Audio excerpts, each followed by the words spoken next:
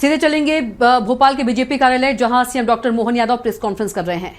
जब हमारे अपने ग्रामीण क्षेत्र के सभी प्रकार के विकासपरक कामों के लिए, रोजगार आधारित कामों के लिए जयराम जी के आधार पर बड़ी धन राशि माननीय प्रधानमंत्री जी के माध्यम से देश को दी गई है। मैं माननीय प्रधानमंत्री श्रीमान नरेंद्र मोदी जी का, माननीय कृषि मंत्री श्रीमान शिवराज सिंह जी का आभार भी मानता हूं कि ये सच में समयपूर्ण है और हमारे लिए सौभाग्य की बात है कि मध्य प्रदेश में हमारे माननीय अध्यक्ष हेमंत जी ने अपनी बात रखी। माननीय हमारे पंचायत ग्रामीण विकास मंत्री श्रीमान प्रहलाद पटेल जी यहाँ मौजूद है, खेल मंत्री माननीय विश्वास सारंग जी, कृषि मंत्री अदल सिंह कंसाना जी, श्रीमान लखन पटेल जी, हमारे बीच में जयपाल चावड़ा जी, यहाँ का आशीष जी, और हम सब मिलकर के आज के इस अवसर पर खास करके केंद्र सरकार ने अधिसूचना जारी कर राज्य सरकार को 6 महीने के भीतर विधेयक के संगत एक स्कीम अधिसूचित करने के संबंध में जो अपेक्षा की, हम उस पर काम भी करेंगे और उसको क्रियान्वित भी करेंगे। जिस प्रकार का मुझे बताया गया है कि मनरेगा के माध्यम से 100 दिवस के रोजगार की गारंटी थी और इसको बढ़ाकर 125 दिवस किया गया है, तो ये निश्चित रूप से उससे आगे बढ़ के करने वाला कदम है। इसी प्रकार से अधोसंरचना के लिए भी, जिस प्रकार से स्थायी कामों के लिए इसमें आजीविका सृजित होगी, कौशल और उद्यमिता में काम होगा। अब हम सब जानते हैं कि हमारे यहाँ कौशल की बात कर रहे हैं, उद्यमिता की बात कर रहे हैं, तो उसमें भी बड़ी संभावना है। मनरेगा में वर्ष में कभी भी मजदूरी प्राप्त कर सकते हैं और खास करके व्यस्तम समय से लेकर विशेष रूप से बुआई और कटाई के समय में भी कृषि श्रमिकों को काम की उपलब्धता को सुनिश्चित किया जाएगा। इसके अधिनियम में राज्यों को एक वित्तीय वर्ष में कुल मिलाकर 60 दिन का अधिसूचित करने का प्रावधान है। बुआई कटाई की व्यस्तम और सीमित अवधि को भी इसमें सम्मिलित किया है। और जिस प्रकार से इस अधिनियम में जो भविष्य की संभावना है, अर्थात प्राकृतिक आपदा, असाधारण परिस्थितियों के दौरान विशेष शिथिलीकरण, ऐसे कई विनिश्चय करते हुए इसमें गुंजाइश दी गई है, जो हमारे लिए पहले चुनौती रहती थी। और राज्य और केंद्र के मध्य भी राशि की साझेदारी भी इसमें बनाने के लिए बहुत अच्छे से, लगभग ये जो राज्यों के लिए 60-40 का रेशो इसमें रखा है। इसके आधार पर हमारे लिए, हमारे ग्रामीण क्षेत्र में, चूँकि हमारे यहाँ ट्राइबल का बेल्ट भी है और कई आकांक्षी जिलों के अंदर भी काम होता है, ऐसे में जब हमने तो अपना इसका दायरा बढ़ा करके गौशाला तक जोड़ा है, कहीं तालाब निर्माण से लगा करके गाँवों के अंदर के भी जन कल्याणकारी कामों के लिए विस्तृत दायरा लिया है। मैं उम्मीद कर रहा हूँ कि इस अधिनियम का सच में रोजगार का, इसमें कानूनी अधिकार के लिए एक तरह से मौका दिया है। 125 दिन तो उनको दिए ही हैं। अब इस बात को तो किसी से कोई छिपा नहीं सकते हैं कि पहले के इस दिन 100 दिन थे, अब 125 दिन हुए। अब इसमें और आगे जाकर देखें तो वंचितों, विशेषकर महिलाओं को, SC ST को, भूमिहीन परिवारों को विशेष प्रावधान के अंतर्गत इसमें लाभ देने की प्लानिंग की गई है। इसमें अकुशल मजदूरी के लिए दर निर्धारण की भी अच्छी पद्धति लगाई है, जिसमें कहा गया कि अकुशल शारीरिक कार्यों की मजदूरी दरें केंद्र सरकार तय करेगी और जब तक अलग से नई मजदूरी दरें घोषित नहीं होगी तब तक महात्मा गांधी नरेगा के अंतर्गत तय मजदूरी से दरें देंगे। अब ये इसके कई अंदर की चुनौतियों के आधार पे भी जो कठिनाई होती है, और हम सब जानते हैं कि पहले नरेगा था, नरेगा से मनरेगा बना और मनरेगा से जयराम जी बना, तो सुधार और संशोधन तो प्रक्रिया का हिस्सा है। ये अलग बात है कि ठीक है, विपक्ष का काम कुछ बोलना तो बोले, लेकिन सरकार का काम समयोचित निर्णय लेते जाएं और खास करके रोजगार न मिलने की स्थिति में भी ग्रामीण परिवारों को मांग प्रस्तुत करने के आधार पर निर्धारित समय सीमा में काम देने की बात भी करी है। और राज्य सरकारें द्वारा दरें और शर्तों के अनुसार बेरोजगारी भत्ता देने का भी इसमें बाध्यता दे दी गई है।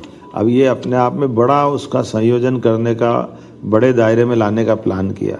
और महिलाओं के लिए भी SHG और संकुल स्तरीय संघ CLF के आजीविका क्रियाकलापों के लिए भी नई शुरुआत है। ये अभी तक छूटी हुई थी, जिसमें हमारे वर्क सेट, ग्रामीण हाट अवसंरचनाएं, कौशल विकास केंद्र जो प्रशिक्षण के साथ इस पे काम कर सकते हैं, और अधिनियम में कार्यों को किस प्रकार से लिया है, इसके जल संरक्षण के काम, जिसमें हमने पिछली बार भी जल गंगा संरक्षण अभियान में बड़ा काम किया था, इस बार भी करने वाले, जिसमें चेक डैम, भूमिगत बांध, तालाब, सिंचाई कूप, मृदा नमी संरक्षण, वृक्षारोपण, रूप वाटर हार्वेस्टिंग, और इस सड़क, पुल पुलिया, पंचायत भवन, आंगनवाड़ी भवन, विद्यालय भवन, और ऐसे कई कामों के साथ मैं तो इसको इस तरह से मानूंगा कि अभी हमारी सरकार ने तो ये वर्ष ही किसान कल्याण वर्ष घोषित कर दिया, और किसान कल्याण वर्ष के आधार पर हमने अपने लगभग 15 विभागों के लिए उनकी मजदूरी का भी इसमें साप्ताहिक आधार पर ही 15 दिनों के अंदर मजदूरी देने का निर्णय भी किया हुआ है। अब ये हमारे जो 15 विभाग हैं उसके आधार पर एग्रीकल्चर ग्रोथ रेट से, चूँकि हमारी आने वाले समय में कृषि विकास दर में बड़ी संभावना है कि हम अब रोजगार पे जाएं, एग्रीकल्चर फूड इंडस्ट्रियों पे, फूड प्रोसेसिंग इकाइयों पे, दूध उत्पादन पे, मछली उत्पादन पर, कुक्कुट पालन पर, हर एक जगह से जहां किसानों की आय बढ़ सकती है वहां सब जयराम जी का भी लाभ हम उठाना चाहेंगे। इसकी समेकित योजना के लिए कार्य योजना हम बनाने जा रहे हैं, जिसके आधार पर हमारा एग्रीकल्चर ग्रोथ रेट के साथ साथ इंडस्ट्री वाला भी एमएसएमई से लगा करके लघु कुटीर उद्योग में भी हम इसको कैसे जोड़ सकते हैं, और कई प्रयोग हुए भी हैं, बहुत अच्छे प्रयोग हुए, जिसके आधार पर लाभ भी मिलेगा। हमारा जब सिंचाई का रकबा भी लगातार बढ़ रहा नदी जोड़ो अभियान के माध्यम से, एक तरह से ये दूध उत्पादन से भी हम जब 9% से 20% का टारगेट ले रहे हैं, तो हमारे लिए आज ये बड़ी उपलब्धि रहेगी कि हम गोपालन को, दूध उत्पादन को, और इन्हीं के साथ और राज्य के अंदर जैसा जैसा जो हो सकता है उस सब दिशा में आगे बढ़ेंगे। मैं मान के चलता हूँ कि वाकई ये माननीय प्रधानमंत्री जी जो दूरंदाजी निर्णय के लिए जाने जाते हैं, कई सारे सुधार हमारे सामने अपनी आंखों को देखते देखते अब विश्व के कई देश हमारे देश की तरफ देख रहे हैं। जैसे कोविड के समय लगाए गए टीके का ऐप बना करके जो उसका रिकॉर्ड रखने का प्रयोग किया था कि निर्धारित समय में लाखों करोड़ों लोगों का भी जिस समय जिसको टीका लगना तभी लगने के लिए ये जो पद्धति बनाई है, मैं मान के चलता हूँ कि इस सब चीज़ों को जोड़ करके जयराम जी में काफ़ी गुंजाइश दी है, और जनता भी सब जानती है। इसका लाभ निश्चित रूप से हमारा राज्य उठाएगा।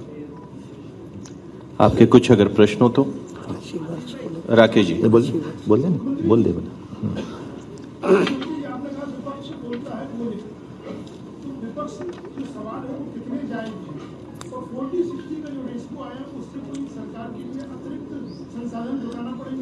नहीं, हमारी सरकार इसमें सक्षम है। हम ये 40-60 का जो रेशो है वो तो बहुत अच्छा है, और हम तो पहले ही लागू कर चुके हैं। और ये बात बिल्कुल सही है कि विपक्ष का काम उनके प्रश्न करना है, लेकिन विपक्ष भी तथ्यात्मक बात नहीं कह रहा है।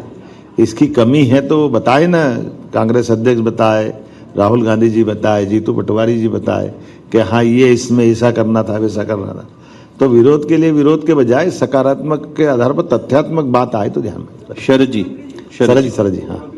किसान कल्याण वर्ष की बात की आपने, और आपने कहा कि इससे आप जयराम जी से कोई समेकित योजना बनाए, ये बहुत जरूरी है। बहुत अच्छा कि आप दोनों का लाभ ले सके, जो फायदे हैं, तो इनको ये समेकित योजना 15 विभागों का इससे जुड़ाव किस तरह से आगे बढ़े। देखिए, ये मेरे को कागज देना छोटा।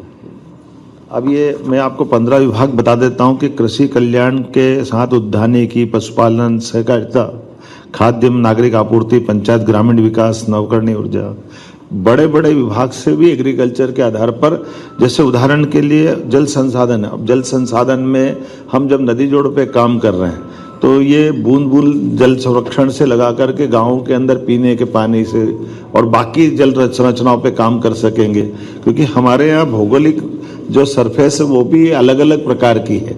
ऐसे में रोजगार आधारित कामों के लिए जब हम इंडस्ट्री की बात करते हैं, एमएसएमई में भी बात कर रहे हैं, तो रोजगार आधारित उद्योग के लिए हम विशेष सुविधा वहाँ दे रहे हैं कि जैसे जो लेबर आधारित उद्योग लगाएगा तो हम प्रति लेबर 5,000 रुपये महीना तक उसको बीजीएफ देते हैं। तो ये हमारे लिए तो इससे और बड़ा वरदान क्या होगा जब हम उसको जयराम जी के दायरे में भी लाएंगे, क्योंकि सौर ऊर्जा में भी ये ना कौन सा भी नर्मदा घाटी, राजस्व, वन, लघु कुटीर उद्योग, सूक्ष्म एमएसएमई तो बता ही दिया मैंने, उद्योग निवेश, सभी क्षेत्रों में इसका जबरदस्त लाभ मिलेगा।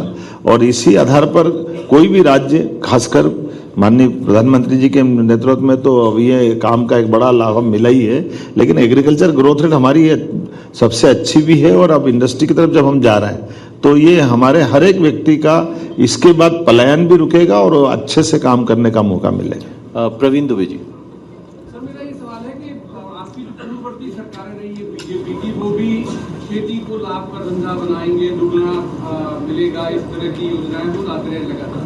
आपने तय किया कि ये किसान वर्ष होगा, तो क्या रीजन इसके पीछे? और दूसरा ये कि कब तक ये एजेंडे में रहेगा किसान कि वो कब आत्मनिर्भर जैसी? जब तक धरती पे इंसान रहेगा तब तक किसान रहेगा। हमारे लिए धरती पुत्र किसान की परिभाषा, लेकिन मैं तो ऐसे ही विनोद में आपकी जानकारी के लिए कि जो माननीय प्रधानमंत्री जी ने 4 हमारी विशेष जातियों का उल्लेख किया है या विशेष आयाम के रूप में लिया है, आपकी जानकारी के लिए महिला, युवा, किसान और गरीब, इसी आधार पर हमने अपने 4 वर्षों का अलग अलग बाइफर्केशन किया है। पहला 2024 को हमने बहनों के लिए नारी वर्ष के नाते से घोषित किया था। 2025 हमने गरीब अर्थात युवाओं के लिए, गरीबों के लिए उद्योग और रोजगार वर्ष का लिया है। ये 26 हमने किसानों के लिए लिया है और 27 हम युवाओं के लिए लेंगे। और उसी पे जितने सरकार के मंत्रालय हैं, उन सब मंत्रालयों की योजनाएं है, हितग्राही योजना है, उसके दायरे है और हमारे राज्य के अंदर इन परस्पर इसकी सरकार की और हितग्राही के बीच की आवश्यकता है। दोनों का तालमेल कराने के लिए समग्र रूप से प्लान किया है और हमारा मन भी बहुत इसमें खुला है। हम अपने इस साल के योजना के कार्यक्रम में सर्वदलीय बैठक भी बुलाने वाले हैं।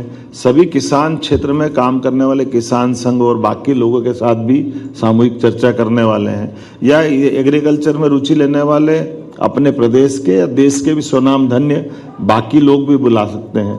या गांव और किसानों के क्षेत्र में अच्छा काम जिनने समाज सुधार का किया है, उनको भी हम आमंत्रित करेंगे और उनके सबके अनुभव का लाभ लेंगे। रविंद्र जी। मेरे 2 छोटे-छोटे सवाल हैं। पहला ये है कि अभी ये जो योजना है, आपने बताया 100 से अब 125 दिन तक मिलेगा, तो इस योजना के तहत मध्य प्रदेश में कितने अधिक से अधिक लोग लाभान्वित होंगे, कोई आंकड़ा हो? और दूसरा इसी से जुड़ा मेरा ये है कि जब भी कोई नई योजना बनती है, उससे नीचे क्रियान्वयन तक जब तक कोई नया इंफ्रास्ट्रक्चर तैयार नहीं होगा, क्या आप इस बात की गारंटी देंगे कि जो भारत सरकार ने ये योजना बनाई है उसे मध्य प्रदेश में खर्चा 6% से 9% कर दिया, अमला बढ़ाएंगे?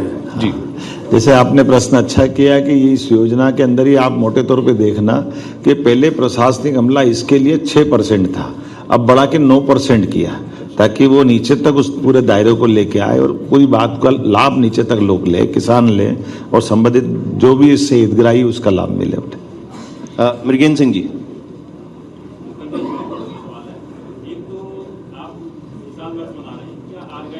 सबके उत्पादन में चरम पर है, प्रोसेसिंग में हम बढ़ चुके हैं। क्या उसके लिए कोई अलग भाव तय करेंगे? ऑर्गेनिक और प्राकृतिक खेती की उपज होती है, उससे ज्यादा उपज नहीं होती, किसानों को नुकसान होता है। क्या उसके लिए कोई अलग बाजार तय करेंगे, रेट तय करेंगे? और दूसरा सवाल है कि आपने कहा क्या MSME को मिला के एक विभाग बना रहे हैं, जैसे आपने चिकित्सा शिक्षा स्वास्थ्य किया? मैं दोनों प्रश्न के उत्तर देता हूँ। आपने अच्छा प्रश्न किया है।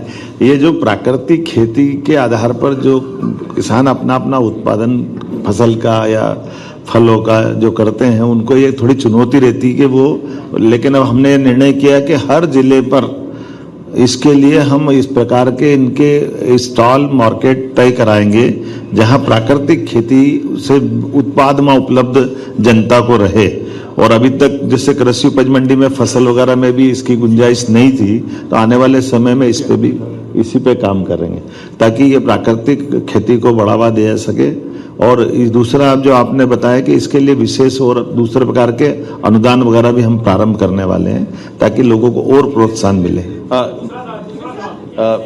एक मिनट, MSME और इसके संबंध में विचार कर रहे हैं। चलिए, आपने अच्छा सुझाव दिया है, इस पर जरूर काम करें। एक हमारी मातृशक्ति सुचन्ना जी का ले लेते हैं। हाँ, ये जो आज आप प्रेस कॉन्फ्रेंस कर रहे हो, आज जो आप प्रेस कॉन्फ्रेंस कर रहे हो, एग्जैक्टली 7 दिन पहले शिवराज सिंह चौहान जी, यूनियन मिनिस्टर फॉर एग्रीकल्चर, यही चीज बोल रहे जिले में थे। क्या वो प्रेस कॉन्फ्रेंस ऑफिशियल नहीं था? दीदी मैं बोल लूं? बस ठीक है। अभी का जो सबसे बड़ा मुद्दा चल रहा है वो है इंदौर का वाटर कंटेमिनेशन।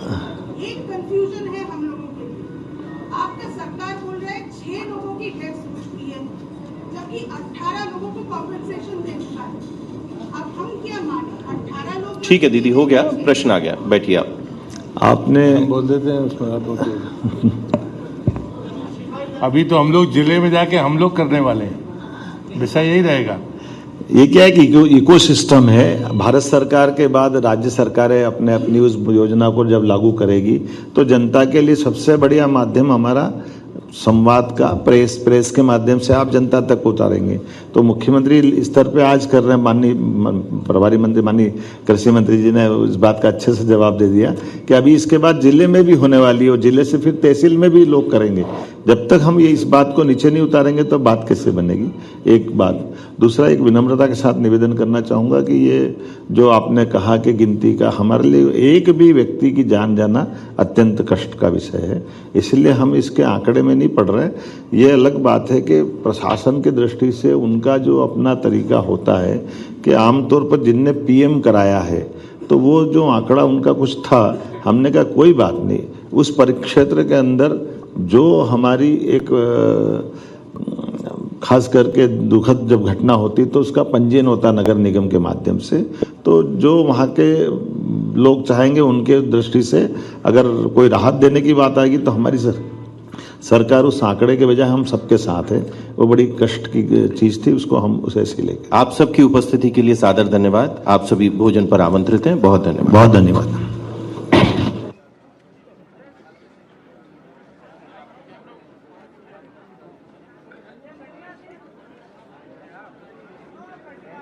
मोहन यादव की प्रेस कॉन्फ्रेंस आप सुन रहे थे, जहां जी राम जी योजना को लेकर बिल को लेकर यहां पर सीएम डॉक्टर मोहन यादव ने प्रेस कॉन्फ्रेंस की और पत्रकार वार्ता में उन्होंने यहां सभी पत्रकारों के जवाब भी दिए। जहां जी राम जी बिल को लेकर यहां आपको बता दें कि भारतीय जनता पार्टी इस समय लोगों को जागरूक कर रही है और इस जागरूक को लेकर यहां पर एक बड़ा कार्यक्रम भी आयोजित किया जा रहा है। इसी को पूरे को लेकर प्रेस कॉन्फ्रेंस भी यहां पर आयोजित की गई थी।